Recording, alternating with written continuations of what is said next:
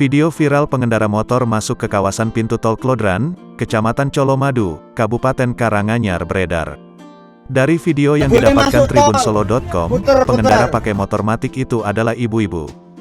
Dia berjalan di bagian pinggir, tetapi 200 meter sebelum pintu tol diingatkan seorang pengemudi mobil.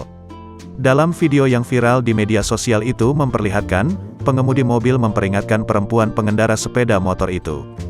"Bu, enggak boleh masuk tol, puter, ucap seorang laki-laki dalam video itu.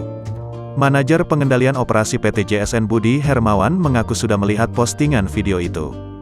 Dia berujar, jika pengendara itu belum sempat masuk ke gerbang tol Klodran.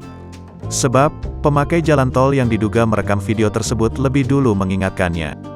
Dia menduga ibu tersebut mengikuti arahan Google Maps yang dipegangnya.